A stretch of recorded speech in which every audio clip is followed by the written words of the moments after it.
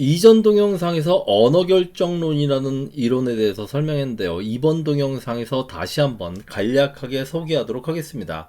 언어 결정론은 한 언어의 어휘나 문법 구조가 인간의 사고에 영향을 미칠 수 있다는 이론입니다. 세상에 수십, 수백 개의 언어들이 있고 그 언어를 사용하는 사용자들은 각각 다른 사고방식을 가질 수 있다는 것입니다. 예를 들어서 숫자를 세는 어휘가 5가지밖에 없는 부족의 언어로 수학적 개념을 발전시키는 것은 거의 불가능할 것입니다. 반면 숫자를 셀 때 수에 대해서 많은 생각을 하게 만드는 프랑스어가 프랑스 출신의 수많은 위대한 수학자들을 탄생시키는 원인이 되었을지도 모릅니다. 이러한 관점에서 서양 언어들의 복잡한 시제가 서양인들의 시간에 대한 좀 더 고차원적인 관념을 형성하게 했고, 더 나아가서 상대성 이론의 시공간에 대한 개념이나 엔트로피와 같은 시간에 대한 과학적 개념들을 생각해내는데 큰 영향을 끼쳤을 가능성에 대해서 지난 동영상을 통해 알아보았습니다. 하지만 이러한 언어 결정론은 종종 언어에 어떤 신비하고 강력한 힘이 있다고 하는 언어 신비주의로 빠지기 쉽고, 이 때문에 언어 결정론은 정설로 인정받지 못한 채 언어와 사고가 상호작용한다는 언어 상대론으로 한 발 물러서게 되었다고 했습니다. 언어 결정론에 대한 자료들을 찾다가 이 이론에 대한 반박 자료들을 찾게 되었는데, 2007년 2월 6일 한국일보 기사를 살펴보면 한국어는 색깔의 미묘한 차이를 드러내는 어휘들이 징그러울 정도로 많다. 빨갛다 계통의 형용사만 해도 한국어 사전에 올라있는 것이 60개 가까이 된다. 일부만 예를 들어도 빨갛다, 새빨갛다, 시뻘겋다, 붉다, 불그스레하다, 불구죽죽하다, 불긋불긋하다, 검붉다 등등 빨간색과 관련된 수없이 많은 어휘들이 있습니다. 한국일보 기사는 그런데 한국어의 이러한 섬세한 색채 어휘 덕분에 한국인들의 색채 감각은 다른 자연 언어 사용자들보다 훨씬 더 섬세해졌는가? 조형 예술사 책에서 한국인의 이름을 찾기 어려운 걸 보면 그건 아닌 듯하다라고 지적하고 있습니다.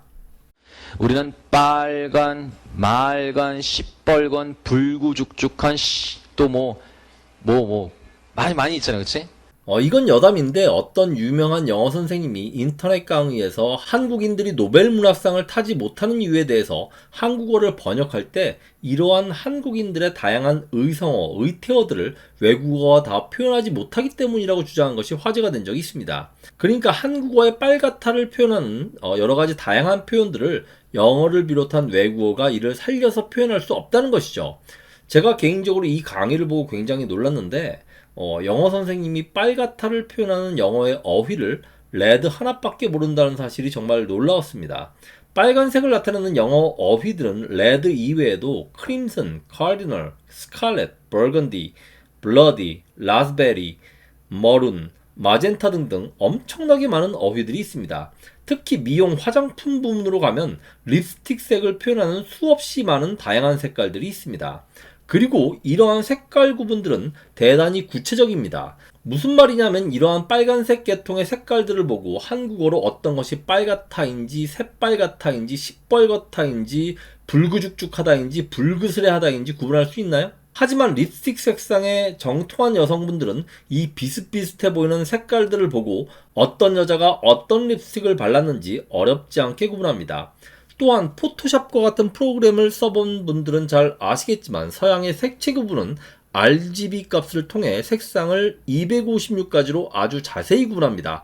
아주 재미있는 사실은 컴퓨터 디자인 쪽에 종사하시는 분들은 맨눈으로 자신이 자주 사용하는 색상들의 RGB 값을 구분하는 경우를 종종 발견하게 된다는 점입니다. 색상을 256 컬러로 구분하고 그 색깔들마다 고유한 명칭을 부여하니까 이 색깔을 구별하는 능력이 생겨나게 된 것이라고 할 수 있습니다. 우리는 무지개가 7가지 색깔을 가지고 있다고 생각합니다. 하지만 아프리카의 쇼나족의 언어에서는 무지개색을 4가지로 표현하고 라이베리아의 바사족은 무지개를 딱 2가지 색으로 본다고 합니다. 꼭 아프리카가 아니더라도 19세기까지 독일에서는 주황색과 보라색이라는 단어가 사용되지 않았다고 합니다. 독일어라는 안경을 통해서 독일인이 본 무지개는 분명 5가지 색깔이었던 것입니다. 컴퓨터 디자이너의 눈으로 본 무지개는 몇 가지 색깔일까요? 좀 더 다양한 색깔로 볼 수 있지 않을까요? 한국어의 경우 색상을 나타내는 어휘들은 많지만 애매하고 구체적이지 않아요.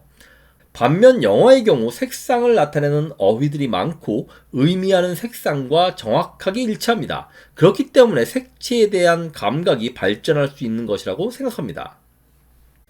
영어의 시제 역시 마찬가지입니다. 한국어는 먹었다, 먹었어요, 먹었습니다, 먹었사옵니다, 먹었잖아요, 먹었다니까요 등등 과거 시제를 표현하는 불필요하고 애매하게 들리는 수많은 표현들이 존재하지만 영어는 에잇 하나로 충분합니다. 그렇기 때문에 이전 동영상에서 설명한 것처럼 시간에 대한 개념이 남다를 수밖에 없다고 생각합니다. 그런데 이런 설명을 들으면 아마 굉장히 기분 나쁘신 분들도 계실 거예요. 영어는 잘난 언어고 한국어는 나쁜 언어냐? 그렇지 않습니다. 2020년도에 방탄소년단의 지민이 부른 노래 크리스마스 러브의 가사에는 소복소복이라는 단어가 등장했습니다. 그런데 해외 팬들이 이 단어에 난리가 났다는 소식이 있었어요. 소복소복이 도대체 뭐냐? 그런데 눈을 쌓이는 모습을 표현하는 이 단어의 의미를 제대로 표현할 영어 단어가 없는 거예요. 이 단어가 정말 사랑스러운 표현인데 이걸 의미가 통하게 해석할 수 없는 게 너무 슬프다. 소복소복이란 단어가 너무 로맨틱하다. 한국어는 정말 감성적인 언어다. 그래서 이러한 감성을 이해하기 위해서 한국어를 배우고 싶다. 이런 의견들이 정말 많았습니다. 정말 요즘 둘러보면 한국어를 공부하시는 외국인 분들이 정말로 많아요. 이분들이 왜 동방의 이 작은 나라의 언어에 관심을 가지고 공부하려고 하느냐 하면 한국어라는 언어가 가지고 있는 이러한 감성을 이해하려고 하는 거예요. 그러니까 우리도 한국어에 없는 각 언어들의 장점을 배우기 위해서 외국어를 공부해야 하는 거죠. 자, 또 다른 예를 들어보자면 우리가 영어를 공부할 때 수동태를 굉장히 어려워하죠.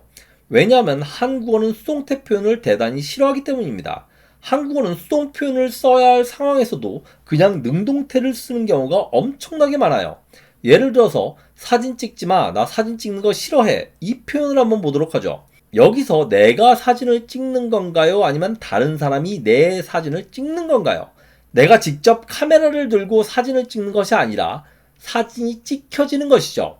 논리적으로 말을 하려면 나 사진 찍히는 거 싫어해 라고 해야 맞죠. 그런데 한국어로 이 표현은 대단히 어색합니다. 그래서 수동태 표현을 쓰지 않고 그냥 능동태 표현인 나 사진 찍는 거 싫어해 라고 말하는 것입니다. 반면 일본어에서는 수동태 표현이 정말 광범위하게 사용된다고 합니다. 오다, 가다, 되다와 같은 자동사에도 수동 표현을 붙여서 와지다, 가지다, 되어지다 이런 식으로 쓴다고 합니다. 우리는 인생을 산다고 하고 잠을 잔다라고 하지 인생이 사라진다, 잠이 자진다와 같은 표현을 쓰지 않지만 일본어는 이러한 수동태 표현들이 있다고 합니다. 수동태 표현을 극히 싫어하는 한국어와는 정반대죠. 그래서 그런 것인지는 모르겠는데 한국인들의 성격을 보면 굉장히 긍정적이고 능동적이죠. 누가 시켜서 수동적으로 일을 하는 것이 아니라 자기가 하고 싶어서 하는 것을 좋아하는 성격입니다. 자기가 청소하고 싶어서 빗자루를 들었는데 누가 빗자루 든 김에 청소하라고 하면 하기 싫어지는 게 한국인들입니다. 대한민국이라는 나라가 일제 식민 통치와 한국전쟁이라는 참화를 거치고도 선진국 대열에 합류할 정도로 발전한 것은 어쩌면 이러한 긍정적이고 능동적인 성격 때문일지도 모릅니다. 반면 일본인들은 뭔가 좀 소극적이고 수동적인 경향을 보입니다.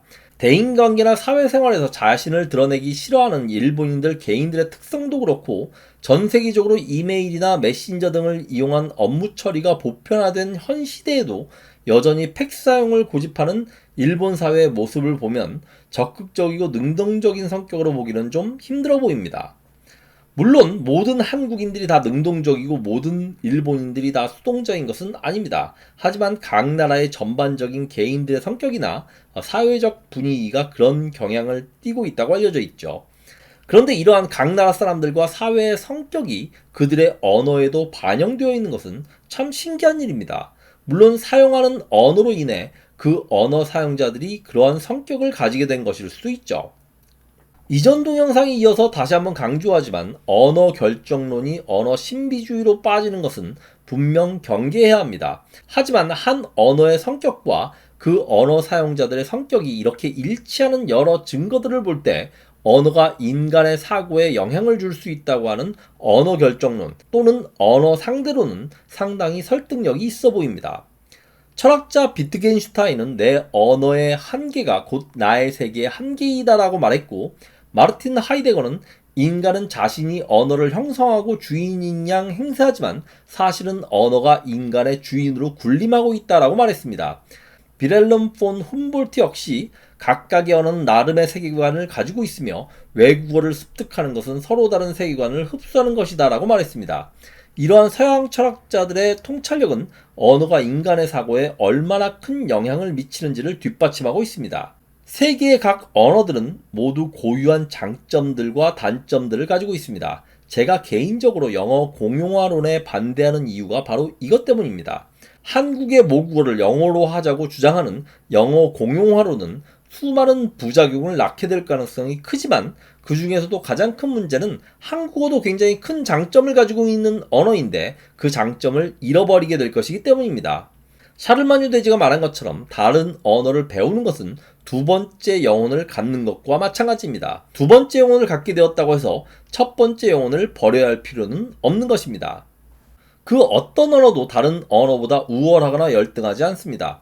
모국어의 장점을 살리고 다른 언어의 장점을 습득하는 것, 바로 외국어를 열심히 공부하는 것이 가장 좋은 방법입니다. 앞에서 방탄소년단에 의해서 언급했지만 수많은 외국인들이 한국어 특유의 감성을 공부하기 위해서 한국어를 공부합니다. 우리도 외국어를 많이 공부해야 합니다. 그 중에서도 특히 가장 먼저 배워야 할 외국어가 있다면 그것은 무엇보다도 영어라고 할 수 있습니다. 가장 균형이 잘 잡힌 언어이고 다른 그 어떤 언어들보다 좋은 교재, 참고 자료들이 많고 무엇보다도 가장 배우기 쉽기 때문입니다. 언어 결정론에 대한 첫 번째 동영상을 올리고 두 번째 동영상을 올리기까지 너무 오랜 시간이 걸려서 죄송합니다. 여러 가지 개인적인 사정들로 인해서 동영상 제작이 쉽지 않았습니다. 2023년에는 더 좋은 내용의 동영상으로 보답하기 위해서 노력하겠습니다. 추천 및 구독 잊지 마시고요. 시청해주셔서 감사합니다.